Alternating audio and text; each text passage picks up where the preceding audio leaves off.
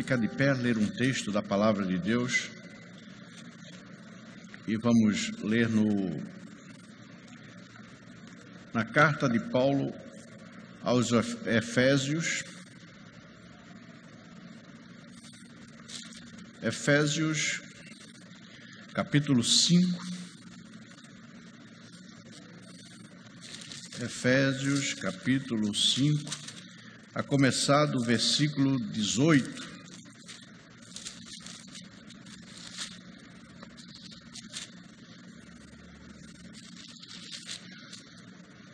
Nós vamos ler.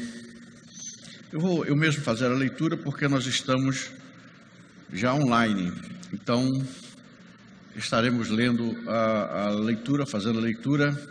Efésios capítulo 5, dos versículos 18 a 21, que diz: E não vos embriagueis com vinho, em que há contenda, mas enchei-vos do Espírito, falando entre vós com salmos e hinos e cânticos espirituais, cantando e salmodiando ao Senhor no vosso coração, dando sempre graças por tudo a nosso Deus e Pai, em nome de nosso Senhor Jesus Cristo, sujeitando-vos uns aos outros no temor de Deus.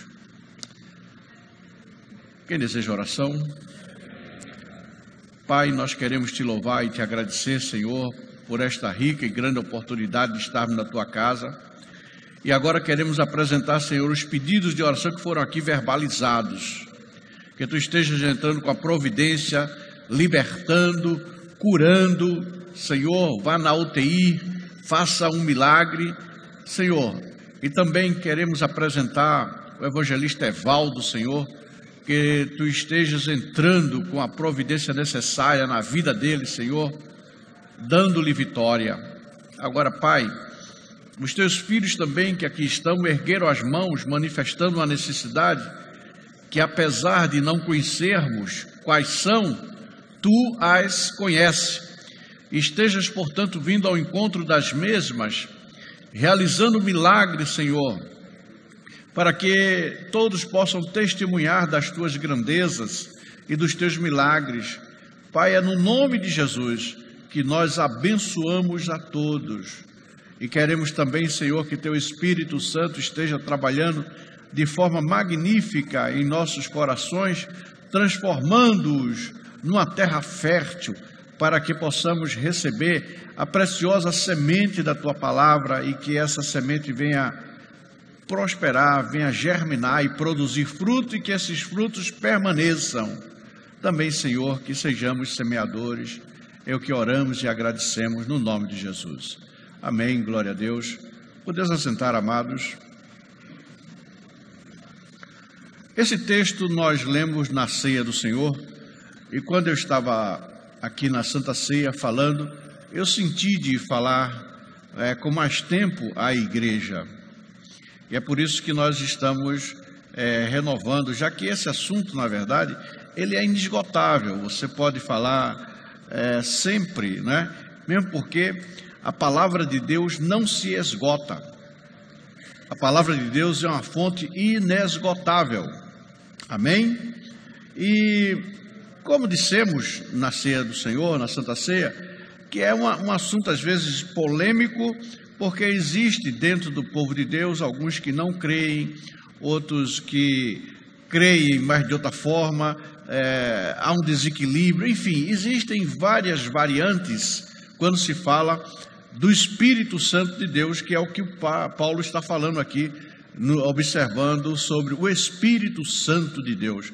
Mas nós queremos falar nesta noite assim do resultado que isso pode ocorrer na vida de todo cristão, nessa plenitude, nessa forma bastante assim genérica, do Espírito Santo atuando em nossa vida.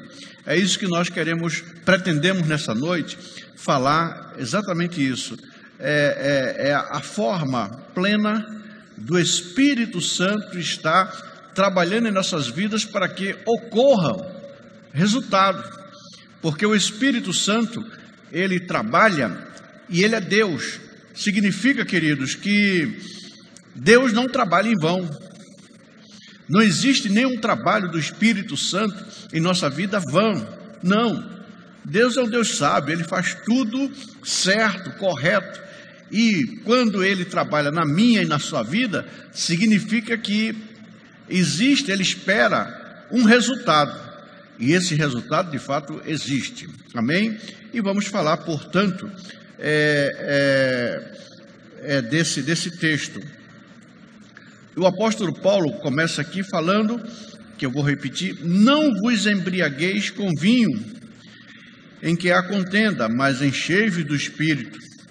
Esse texto todo, queridos, na verdade, é uma explicação que Paulo dá, e é isso que nós vamos ver, os efeitos do Espírito Santo. Na continuidade do texto aqui, o apóstolo Paulo está realmente revelando, mostrando a nós o que realmente ocorre quando nós possuímos, somos realmente cheios do Espírito Santo de Deus. Antes de nós entendermos qualquer coisa, precisamos saber de uma coisa muito séria e muito importante. Veja bem, o Espírito Santo é o dom é coisa que você recebe sem merecer, é o dom do Senhor Jesus Cristo à igreja. O Senhor Jesus Cristo, ele, quando estava aqui com a sua igreja, e a sua igreja estava assim, digamos assim, aperreada, todo mundo triste, quando ele disse que ia para o Pai, ia deixar, e ficaram realmente todos acabrunhados, muito tristes, e ele disse: fiquem tranquilos, eu não vou deixar vocês só, vocês não vão ficar órfãos, porque eu vou, mas mandarei o Espírito Santo. E esse Espírito Santo, queridos, tem uma coisa muito importante, é que a forma dele, como ele é Espírito, ele pode estar em todos os lugares ao mesmo tempo. A terra está cheia da glória de Deus através do Espírito Santo. Não só a terra, mas tudo. O Espírito de Deus, ele pode estar em todos os lugares. E veja bem, esse Espírito Santo, hoje, ele está em mim e você. Isso é algo extraordinário. E como eu falei na ceia, recapitulando, eu disse que o Jesus Cristo disse que Deus amou o mundo de tal maneira que deu seu Filho amado, Jesus Cristo, para que todo aquele que nele crê não pereça, mas tenha a vida eterna. Esse, na verdade, é o texto áureo da Bíblia. É o texto áureo da Bíblia. João 3,16. Agora, não está na Bíblia, mas isso nós podemos também, dentro dessa interpretação que Deus amou o mundo, que deu o seu Filho, como eu disse que o Espírito Santo é uma dádiva, é um dom que foi Jesus Cristo que prometeu e cumpriu. E de acordo com o que houve em Pentecostes, porque ele só não falou, mas ele mandou, foi real. As pessoas assistiram o mover do Espírito Santo na vida daqueles que estavam reunidos lá em Jerusalém, no dia de Pentecostes. Então nós podemos dizer o seguinte, que como Deus amou o mundo, que Cristo amou a sua igreja. Cristo amou a sua igreja de tal forma, de tal maneira, que enviou o Espírito Santo para que todo aquele que por ele for habitado, todo aquele que por ele for habitado, não se perca, mas tenha uma vida de comunhão santa e frutífera. Porque o Espírito Santo é para que nós venhamos a dar frutos. Existe o fruto do Espírito, e só pode nós produzirmos o fruto do Espírito se esse Espírito estiver em nós.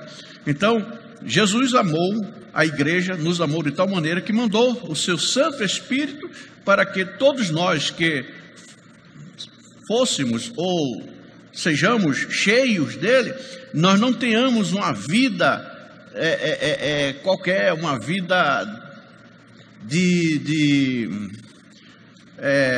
como é que se diz? Uma vida de desalento, mas uma vida próspera, uma vida abundante em todo aquele que recebe o Espírito, que é cheio do Espírito, e essa vida vai nos trazer não perdição, mas comunhão, e essa comunhão vai nos gerar santidade e também vai frutificar, amém? É impossível nós termos uma vida santa com a ausência do Espírito Santo, porque Ele é que nos leva à santidade. Louvado seja Deus. Agora, um detalhe muito importante: quem não nasceu de novo não pode receber o Espírito Santo e nem mesmo ter uma vida cheia dele. Pode ouvir a voz, porque na verdade é o Espírito que nos convence a aceitarmos a Jesus. Mas quando eu digo aqui, não pode ter, que receber o Espírito, que eu estou dizendo é receber na sua plenitude, e eu estou falando da plenitude do Espírito Santo, amém? A plenitude é eu e você sermos cheios do Espírito Santo. Então quem não nasce de novo, não tem essa condição, pode ouvir a voz do Espírito. Deus pode falar com qualquer homem, sim, o Espírito Santo fala com qualquer homem, mas estou falando de receber, de habitar, de estar, permanecer no ser humano. Você precisa nascer de novo para ter esse privilégio, amém? E para isso, dentro desse texto que nós lemos, de Efésios 5, a partir do versículo 18, nós temos aqui revelado por Paulo 3 pontos básicos para dar referência a essa plenitude do Espírito Santo em nós. Esse texto aqui nos mostra, nos revela, nos expõe 3 pontos básicos. E o primeiro ponto é: o que significa ser cheio do Espírito Santo? Porque o apóstolo Paulo diz aqui, olha: não vos embriagueis com vinho em que há contenda, mas enchei-vos do Espírito. O que significa isso? Esse é o primeiro ponto. O segundo é: de que maneira poderemos ser cheios do Espírito Santo? Está aqui também revelado nesse texto que nós vamos comentar. E o terceiro ponto é: quais as marcas, as evidências ou as consequências da plenitude do Espírito Santo na vida de uma pessoa. O texto também está revelando. Então é isso que nós vamos começar a descobrir. Primeiro, cheio do Espírito, né? Porque o primeiro texto, que era o versículo 18, é mandando ser cheio. Amém? A primeira coisa que devemos, portanto, compreender é que nós devemos ser cheios do Espírito, e o Espírito é uma pessoa. É uma pessoa. Eu já vi muita gente que vem até a igreja e diz: olha, eu não senti a energia do Espírito. Alguém já ouviu isso aí? Alguém já ouviu esse comentário aí? Já escutou alguém dizer: eu não senti a energia do Espírito? A energia, o Espírito Santo não é uma energia. Eu preciso sentir uma energia. O Espírito Santo não é energia.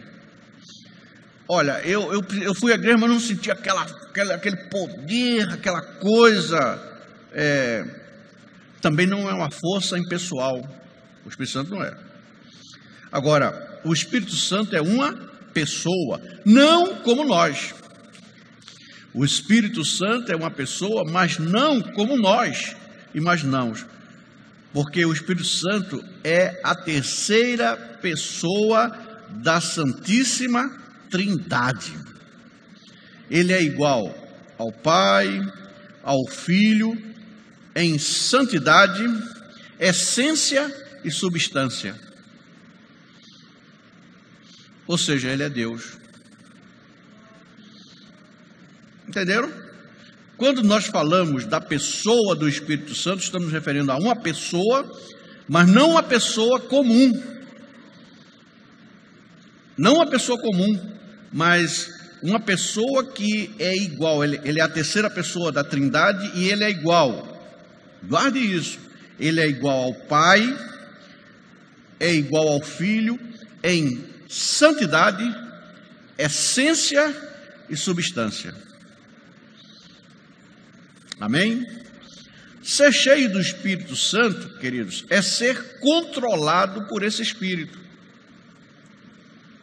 Se eu sou cheio do Espírito, eu sou controlado pelo Espírito. Bom, se a recíproca também é verdadeira, se eu não consigo, não estou sendo controlado pelo Espírito, e tem pessoas que dizem, olha, pastor, é o seguinte, meu pai é cearense, macho daquele lá, e meu avô também era, meu bisavô, então é o seguinte, eu sou assim, minha família é assim, e eu vou morrer assim. Precisa ser controlado pelo Espírito. Vocês já viram alguém assim? Não, eu sou assim mesmo, porque olha, eu nasci assim, vou morrer assim, porque é tradição da família. Esse é um exemplo de uma pessoa que precisa ser cheia do Espírito Santo, porque essa pessoa está sendo controlada pela atuação da sua hereditariedade.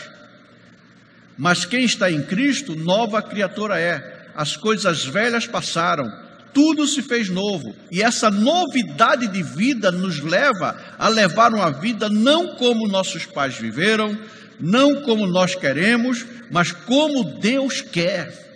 E para isso é essencial que tenhamos o Espírito Santo. Uma pessoa que está cheia do Espírito Santo, ela tem as suas ações, as suas reações, sentimentos, pensamentos sob a direção de Deus. Ontem eu fui fazer uma visita, eu estava comentando fui na casa do irmão Epitácio, e eu estava comentando, eu ainda estou aqui com vocês, eu sempre falo isso, porque eu estou num processo. Agora, eu não posso ser o que eu era há 1 ano atrás, 2 anos atrás. Eu tento controlar minhas ações, meus nervos, minha intrepidez. Estou tentando controlar. Agora, isso não significa que, como Paulo disse, não que eu já tenha alcançado, mas esse tem que ser o meu objetivo, amém? Tem que ser o nosso objetivo, ou seja, sendo controlado pelo Senhor. E quando isso não ocorre, você tem que imediatamente botar a cara no pó, pedir perdão e dizer, Senhor, controla a minha vida, esse é meu desejo, esse deve ser o meu desejo. Veja bem, e voltemos, portanto, ao versículo 18. Não vos embriagueis com vinho, que há contenda, dissolução, né? Que é a RA, dissolução, mas enchei-vos do Espírito. Agora, o contraste mostrado no texto entre vinho e Espírito, ele é muito didático. Ele é muito didático, muito didático. Uma pessoa que está embriagada, portanto, todas as suas ações e reações são influenciadas pelo álcool.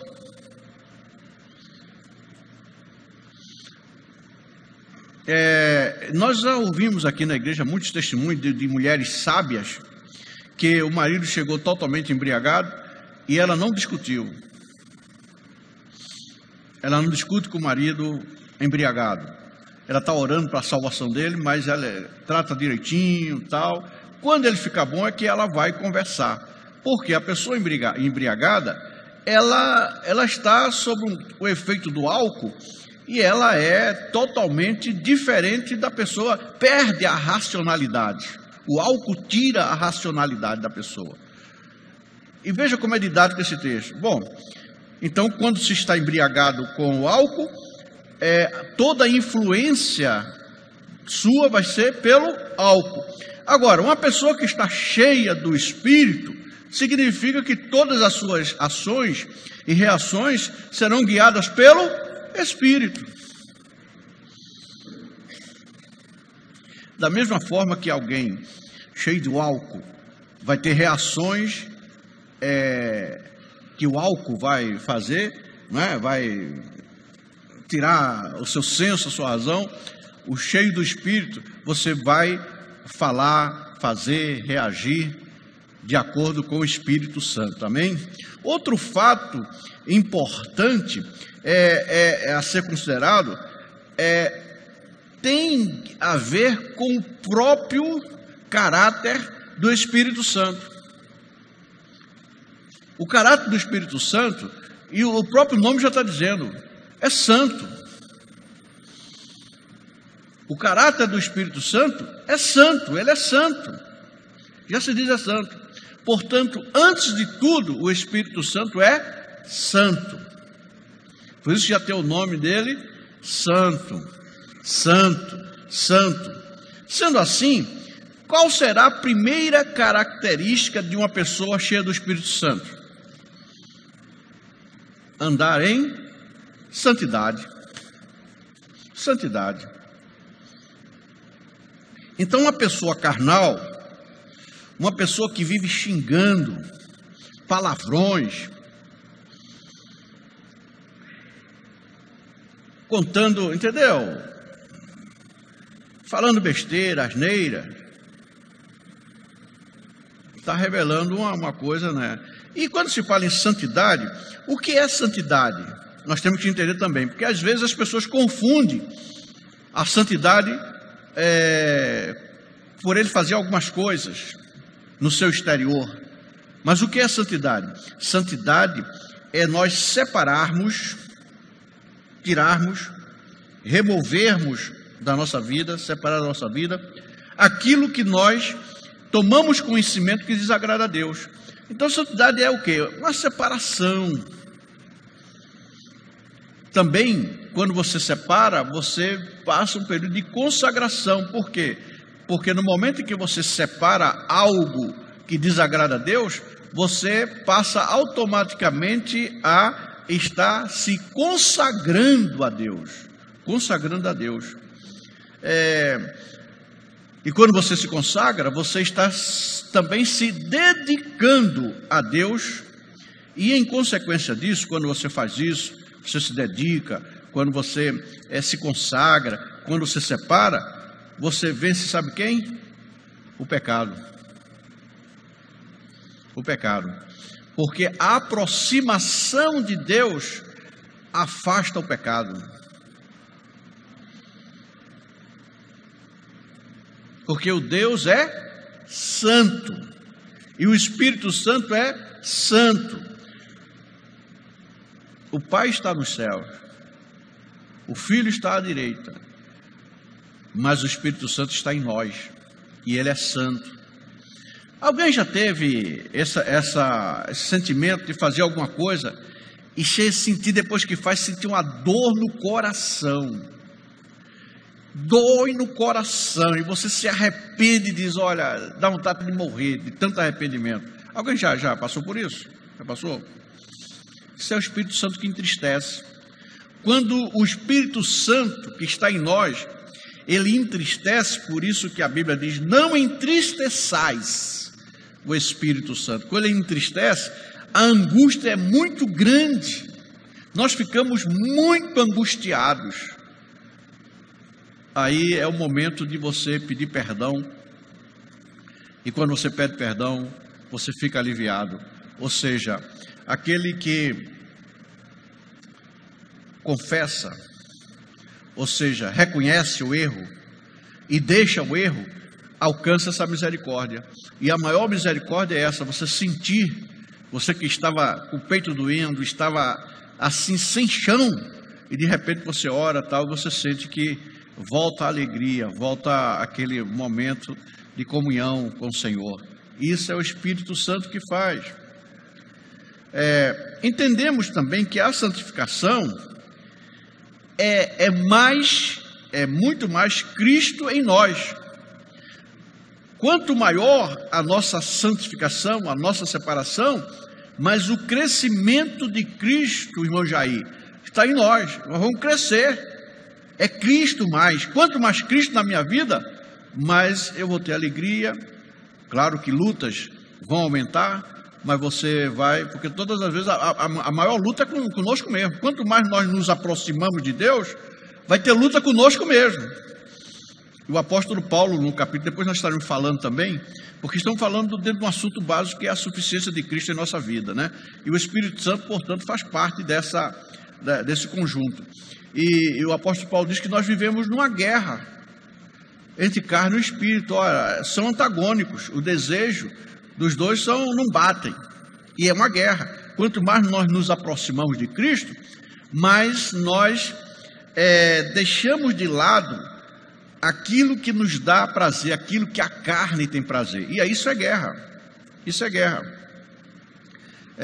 Se Cristo está crescendo em mim, obviamente eu estarei me tornando mais parecido com Ele. E o título de cristão foi dado em Antioquia, porque de repente as pessoas começaram a ver que os discípulos, seguidores de Jesus, passaram a agir e a viver muito parecido com Cristo. E é por isso que houve esse nome, cristão. O cristão, esse nome foi dado porque não foi de imediato. Foi a transformação das vidas daqueles que seguiam ao Senhor Jesus Cristo, e eles começaram a levar uma vida tão semelhante, tão parecido a que Cristo viveu aqui, que eles disseram, esse povo é cristão. Amém? Então nós precisamos, a cada dia, nós buscarmos sermos mais parecidos com o Senhor. Se nós nos parecemos com o Senhor, certos pensamentos, certas atitudes se tornarão impróprias. Impróprias. A questão sempre que você e eu, nós tivermos uma dúvida de como resolver ou o que fazer, que decisão tomar, pare um pouco e faça essa pergunta: Cristo faria isso?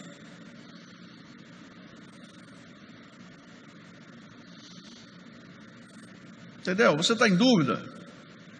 Cristo fazia isso? Qual a atitude de Cristo? Se Cristo faria, faça, porque você é um cristão. Se Ele não fazia, corra, se afaste. Amém? Está entendendo? Esse é o cristão. Não existe, querido, avivamento sem a santidade. Eu falei agora avivamento porque nós vemos que hoje é muito discutido isso, e é muito desejo, e todo mundo fala, tem que haver avivamento, a igreja tem que ter avivamento, tem que ter avivamento, tem que ter avivamento. É assim que todo mundo fala, precisa de avivamento, precisamos de avivamento. É a palavra hoje, digamos, fashion, logo do gospel, né? Avivamento hoje, avivamento gospel. Mas, querido, não tem avivamento sem santidade. Avivamento não é sinônimo de um louvor animado. Isso não é avivamento. Você pode louvar animadamente, mas isso não significa que você está avivado. Não estou dizendo para você cantar assim, oh, não, né? Canta com vida, canta, tudo bem. Mas isso ainda não é avivamento. Avivamento não é eu chegar aqui, ó, e pregar, pular, saltar da murra aqui, tal, e pá.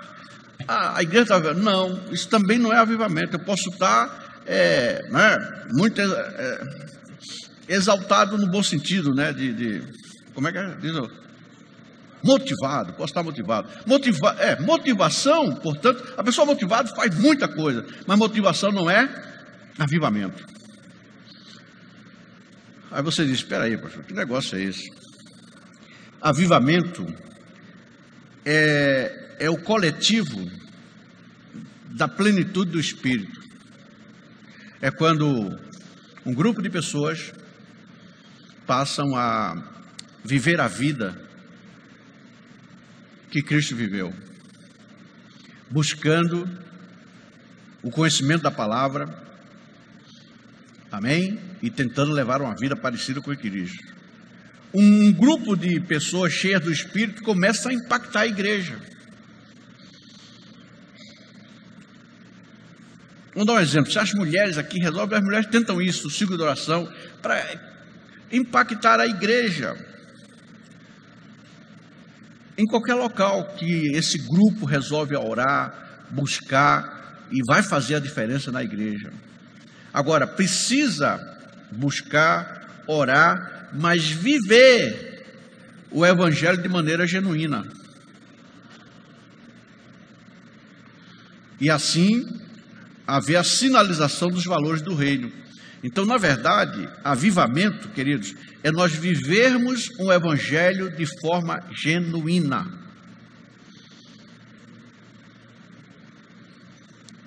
Se eu e você, nós, a igreja toda, passar a viver o evangelho de forma genuína, isso chama-se avivamento.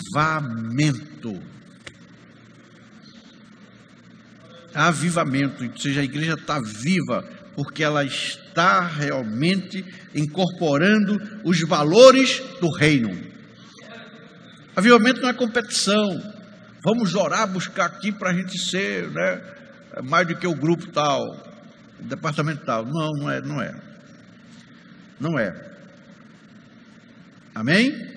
Então nós precisamos, então, como ser cheios? A palavra diz, está aqui.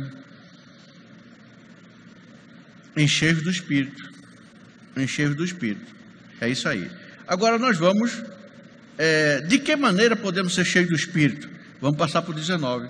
Aí começa, eu falei até agora só de que precisamos ser cheios do Espírito. E ser cheio do Espírito significa avivamento, significa nós incorporarmos os valores do reino de Deus em nossa vida. Amém? Agora, de que maneira nós podemos ser cheios? Nós precisamos compreender, ainda para que possamos continuar, entender uma coisa muito importante, é essa ordem, enchei-vos. Esse enchei-vos o verbo está no imperativo. Então aqui não é uma sugestão para nós.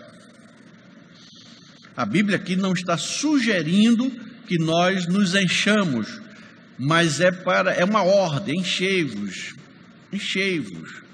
Enchei-vos, está no imperativo.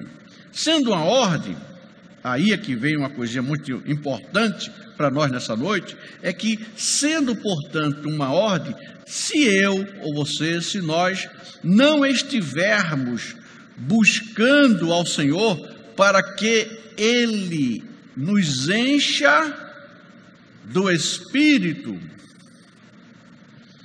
logo eu estou em desobediência.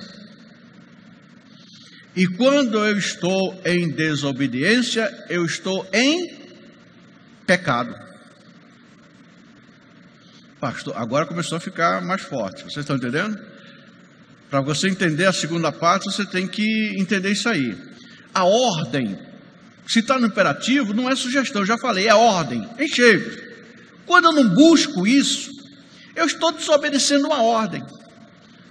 E quando eu desobedeço uma ordem da palavra de Deus, desobedecer a palavra é pecado. Significa que Deus está mandando eu fazer e eu digo não para Ele. Eu não faço. Como foi que o pecado entrou no mundo? Volta lá para o Éden, né? O Evangelho tem que pregar, tudo que você falar do Evangelho tem que ir para o Éden.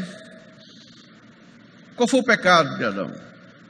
Foi Deus dizer não foi a ordem? Não coma.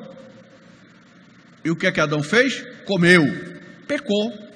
Então todas as vezes que eu e você desobedecermos a ordem da palavra, você pode desobedecer a uma ordem minha, mas da palavra não pode. Vocês estão me entendendo? Eu posso dar uma ordem aqui? Não, eu não vou fazer, pastor, mesmo porque eu não tenho esse poder de ordenar, da ordem. ao formato de vida que você viva. Eu posso falar aqui o que a palavra manda. Então a ordem não é minha. Eu estou dizendo, enchei-vos do Espírito. Então o pastor está dizendo, não, é a palavra. Eu estou verbalizando a ordem de Deus. Aí se você não cumpre, aí tem gente que diz assim, não, eu vou estar desobedecendo ao pastor. Não é o pastor. Você está desobedecendo a palavra. E quando eu e você, vou repetir, nós desobedecemos a palavra de Deus. A palavra de Deus é o quê? É o que Deus manda fazer. É o que Ele diz. Quando eu e você desobedecemos, nós estamos pecando. E a Bíblia diz isso. Eu não estou inventando nada.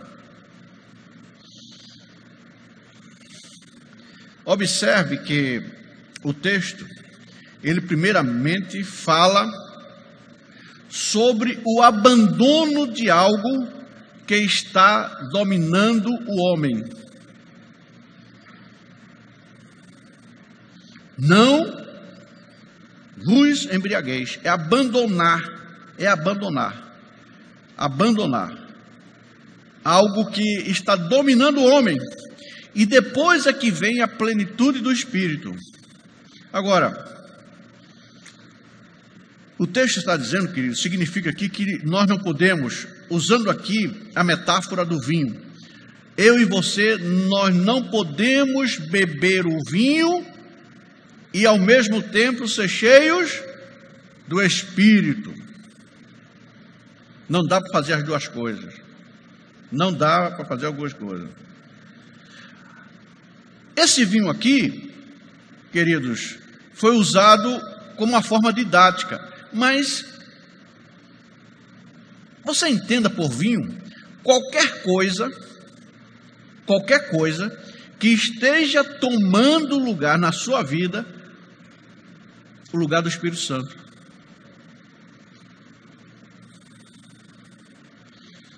O vinho aqui é uma metáfora.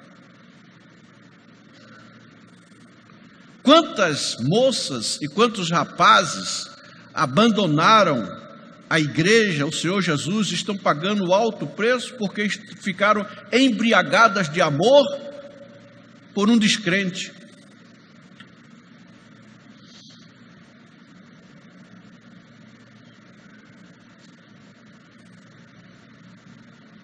E hoje paga preço. Eu acho que alguém conhece aqui alguém nessa situação. Você sempre tem, conhece. Então, o que é que está nos embriagando? Entenda por embriaguez aquilo que está nos dominando, aquilo que está nos influenciando ao tal ponto de nós não pensarmos em outra coisa.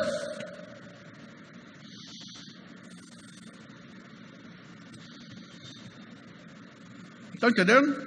Viu que o texto aqui é muito rico? Por isso que eu disse que não podia ficar só na Santa Ceia, tem que vir para cá. Faça um exame e veja o que é que está impedindo de você se aproximar mais de Deus. E a palavra diz o seguinte: você tem que abandonar. Isso que está te impedindo, que está te segurando, que está te dominando, você precisa abandonar para ser cheio do Espírito. É muito importante isso, queridos. É muito importante nós entendermos esse princípio. Nós temos que resolver. Eu não sei o que está, cada um tem seu problema aqui, mas é momento de nós revermos o nosso conceito. O que é que está nos impedindo? Agora, vamos ver agora os meios da graça que Paulo apresenta para que nós possamos ser cheios do Espírito Santo. O primeiro ponto, eu acho aqui que para ser observado, é em relação relação ao nossa comunhão, nosso relacionamento do Filho de Deus com a palavra. Primeiro o seguinte, esse texto é tão importante, que eu vou abrir um parênteses agora, estou abrindo um parênteses, que ele escreve essas mesmas palavras a outra igreja, que é a igreja que está em Colossos. Se você verificar, Colossenses capítulo 3, a partir do versículo 16, Colossenses 3,16, diz o seguinte: a palavra de Cristo habite em vós abundantemente, em toda sabedoria, ensinando-vos e ademoestando uns aos outros, com salmos, hinos, canto espiritual, cantando ao Senhor, com graça em vosso coração.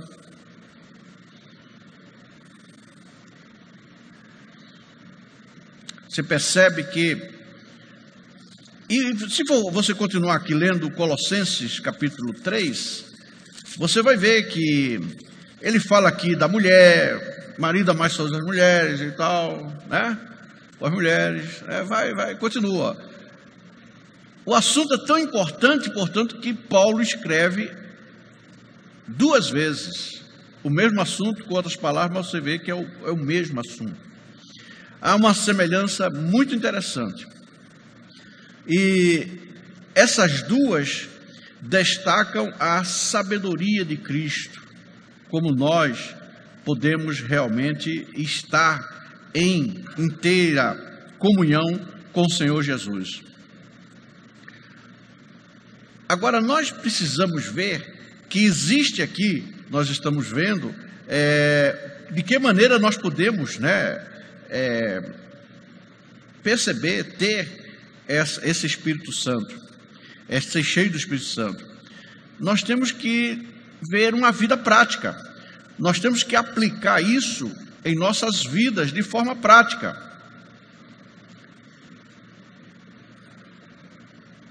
E uma das formas que nós verificamos aqui é o relacionamento com a mulher.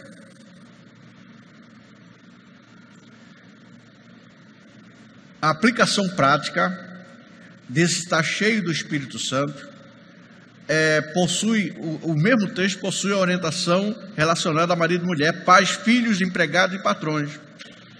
A diferença é que Efésios começa com enchei-vos e Colossenses é habite. A única diferença, por isso que eu li esse texto. Uma diz enchei-vos e o outro habite. Para Paulo, para o apóstolo Paulo, é a mesma coisa, pois a palavra de Deus é inspirada e revelada pelo Espírito. Não se engane, nós, mais uma vez eu vou falar isso para guardar, eu estou repetindo, jamais nós seremos cheios do Espírito se nós não tivermos tempo com a palavra de Deus. É claro que a palavra é revelada, e é exatamente nessa revelação que o Espírito vai dando a palavra que você vai tendo comunhão. Eu aprendi bastante tempo novo, quando ainda era novo, né? Um jeito de nós entendermos. Você lê a palavra quando tem hora que você não entende nada. Quem já passou por isso? Não entende. É hora de... Não continua a ler. Você não está entendendo, por que vai gastar o tempo lendo? Para. E o que fazer? Orar. Senhor, eu não estou entendendo nada. Espírito Santo vem me revelar. Eu preciso de revelação. Se você faz isso, essa oração que você está fazendo está em sintonia com a vontade do Pai. E a Bíblia diz que todas as vezes que nós concordarmos, um acordo do céu com a terra é aqui, quando eu me alinho à vontade de Deus, essa oração será respondida, não tem como ser impedida, porque o desejo de Deus não é revelar-se, É ou não é? Esse é o propósito de Deus revelar-se. E quando nós humildemente chegamos e dizemos, eu não estou entendendo e eu preciso de revelação, sabe o que vai acontecer? Vai haver revelação. Agora prepare-se, porque pode ser revelado coisas que você vai ficar estarrecido. Vai ficar estarrecido. Uma das coisas que eu faz bastante tempo que eu aprendi, e eu falei com as minhas lideranças, e o pessoal ficou meio assim, olhou meio de rabo de olho, esse camarada está meio... Parece que não tem assim que você fala que, ó...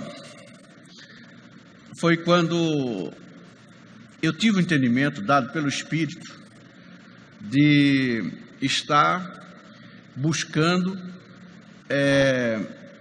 sabedoria e conhecimento, conversando com Deus em espírito, através da oração em línguas. Quando eu falei para uma das minhas lideranças de ficar 2, 3 horas falando em línguas,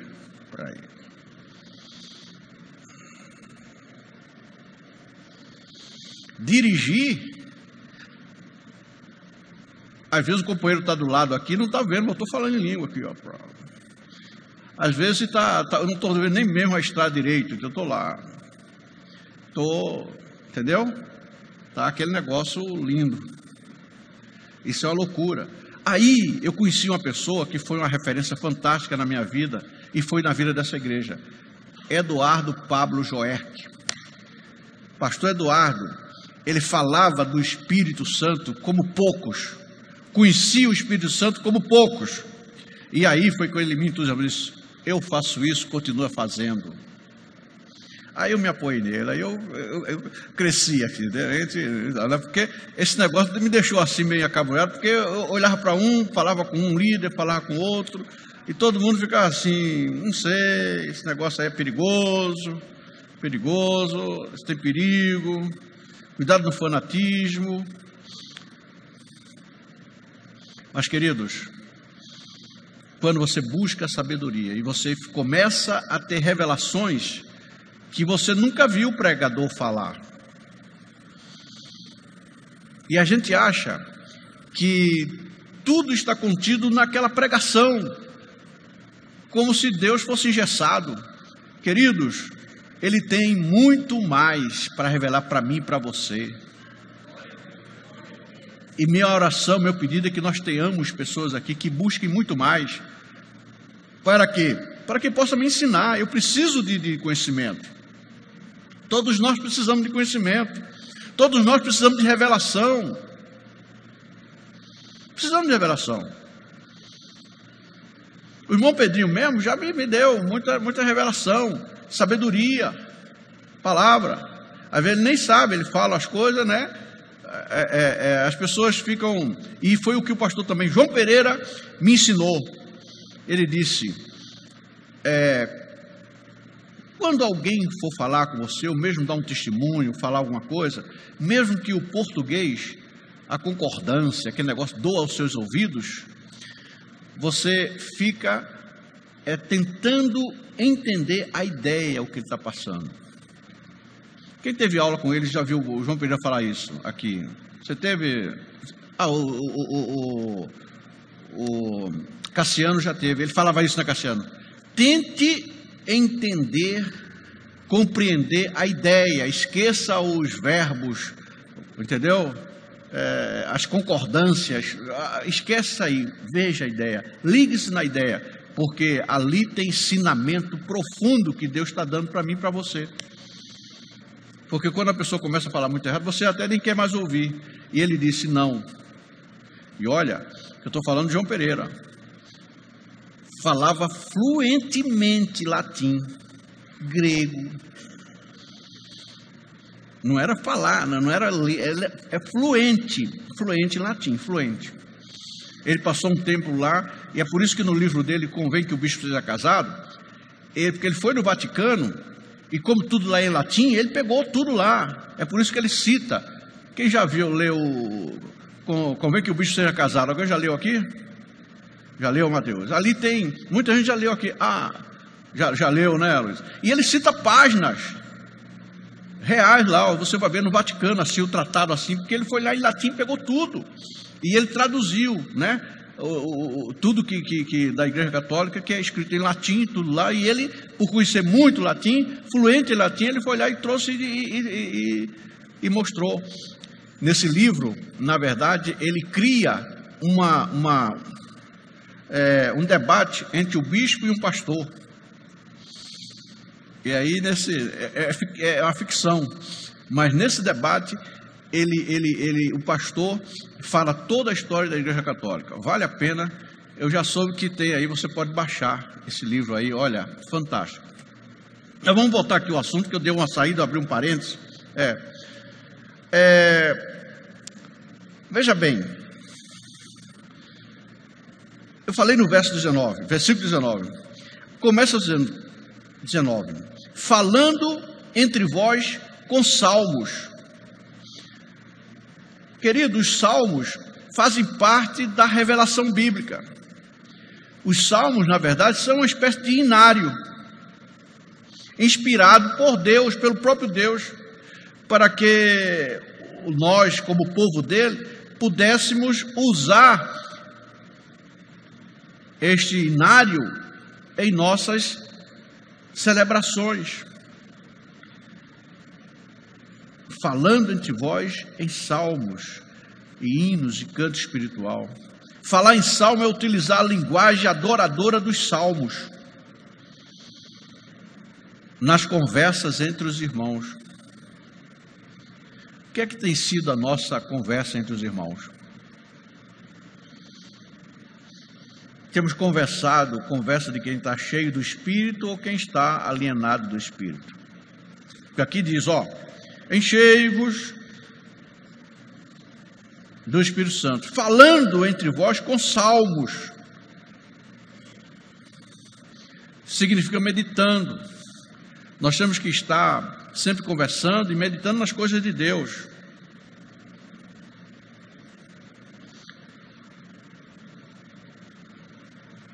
Quando nós estamos meditando nos salmos, no hino, na palavra de Deus, na verdade nós estamos com os nossos lábios honrando ao Senhor. Honrando ao Senhor. Isso diz respeito à qualidade daquilo que sai da nossa boca, das nossas conversas. Nós precisamos vigiar. Tem muita gente aí que faz muito repleplé e todo mundo tem como é que é? Aquele conceito, aquela placa de santo. Esse aí é Deus puro. Vai conversar com ele uma hora.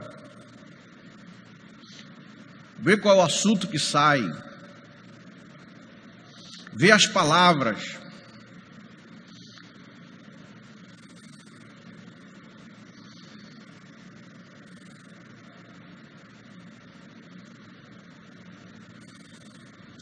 O Senhor Jesus disse que nós não conhecemos a árvore, não é pelas folhas, mas é pelos frutos. Vê o que essas pessoas estão falando. Vê qual é a ideia. Tem muita gente que se diz santo, mas fica elaborando um projeto para tirar vantagem da vida de alguém. Só quando sabe, tem um cara lá na Adna que está nadando dinheiro, Marcelo lá está, profecia, né, Marcelo? Toma posse aí, rapaz, está bem da grana. Aí chega o camarada, ele vem falar com você e faz aquele repleplé todo, mas a intenção é pegar teu dinheiro.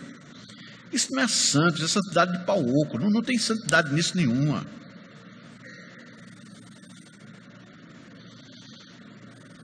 O que é que está saindo? O que é que está vindo nos pensamentos? Está escrito aqui.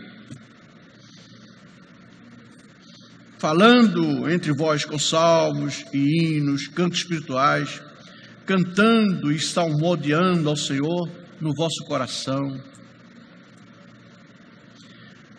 A boca fala do que o coração está cheio, mas o contrário também é verdade. Se você começar a falar das coisas do Senhor, essas coisas se tornarão mais presentes em nossas vidas. Se nós começarmos a falar das coisas do Senhor, essas coisas se tornarão mais presentes em nossas vidas. Entoando e louvando, cantando, salmodiando. Isso vem em cantar louvor. Trata-se de um coração adorador. Não é também que todo momento você não conversa mais. Eu não estou falando isso, eu quero que você entenda. Eu vou conversar com um assunto com o Marcelo e vou estar sempre só cantando. Não tem diálogo. Mas o que eu quero é o seguinte, é que nós tenhamos aqui um coração adorador, um coração puro. A minha conversa a ser tratada com o Marcelo vai ser aquela conversa e nós tratamos, não é por eu dar ocasião, agora vamos dar um tempo agora e vamos fazer plano aí para dar você é um cara de boa cabeça, vamos bolar aí uma pirâmide.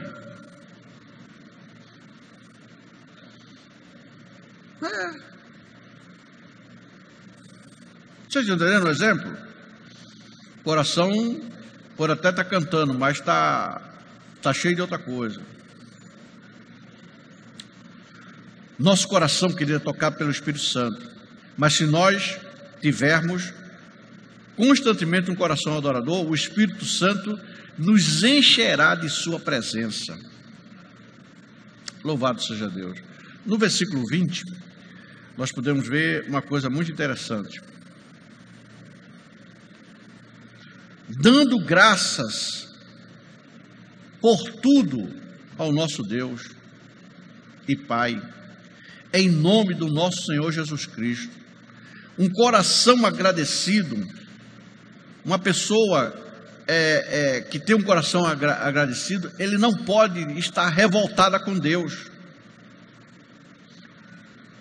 Uma pessoa revoltada com Deus jamais vai ser cheio do Espírito Santo. Pastor, mas eu não vi ninguém revoltada com Deus. Olha como tem.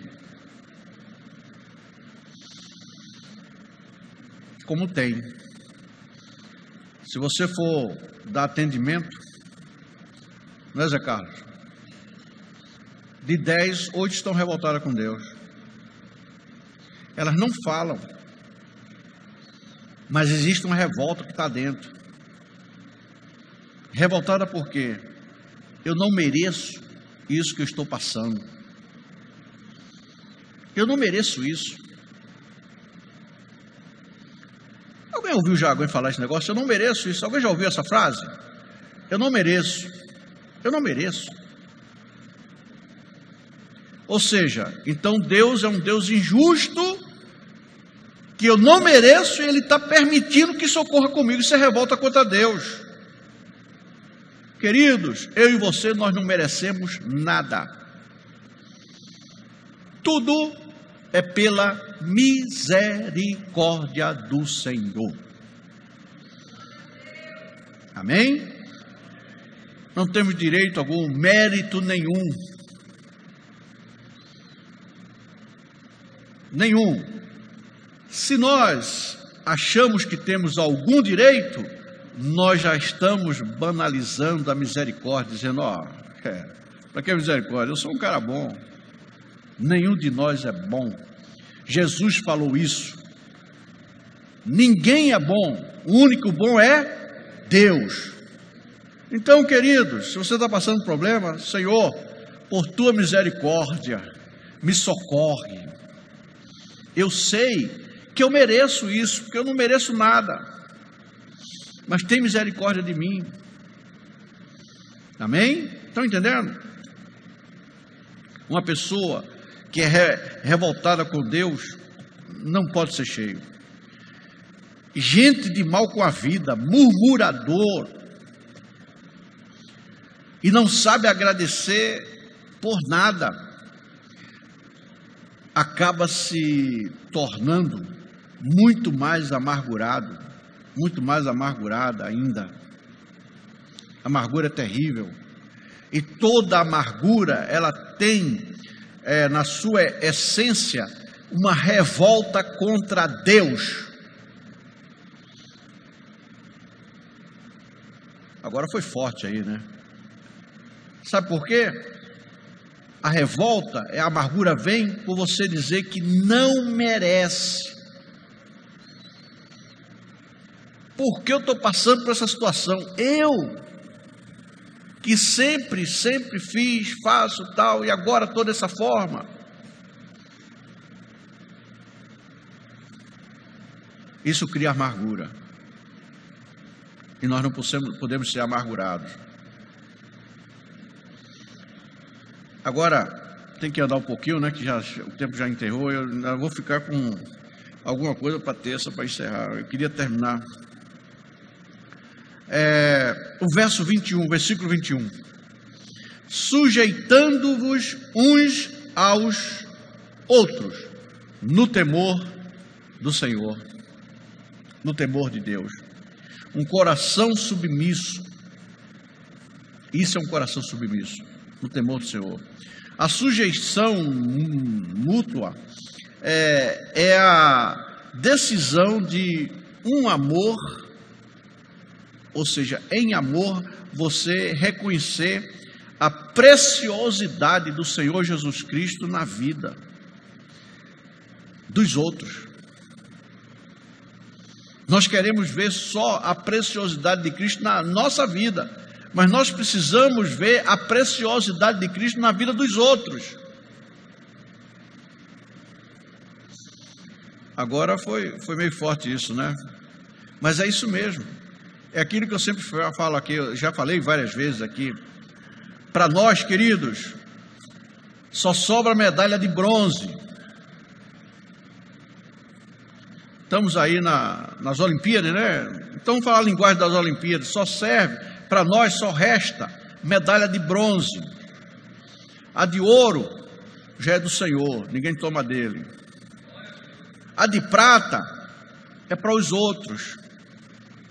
E nós somos de bronze. Porque é o seguinte, sujeitando os uns aos outros,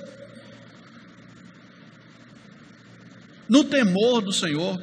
Então, quando eu quero o bem do Cassiano, eu abro mão do que eu tenho para o Cassiano. Isso se chama o exercício do amor de Deus.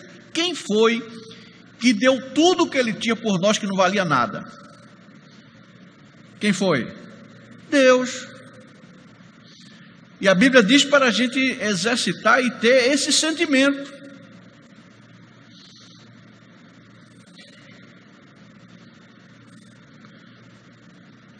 Nós precisamos tratar as pessoas com honra e prioridade. Agora, só é possível, queridos, se estiver reinando em nós o amor do Senhor Jesus Cristo. Porque se não tiver, nós iremos olhar só para nós. Só para nós. Eu pego primeiro aí, você que se vire. Viver o Evangelho de Cristo Jesus. A vivência na prática, eu quero dizer para os irmãos, não é fácil. Não é fácil. O Evangelho, ele é uma coisa linda, bonita. Mas eu estou falando agora, não sei se vocês lembram que eu falei em viver na prática. É a praticar esse Evangelho. Praticar esse Evangelho. Louvado seja Deus.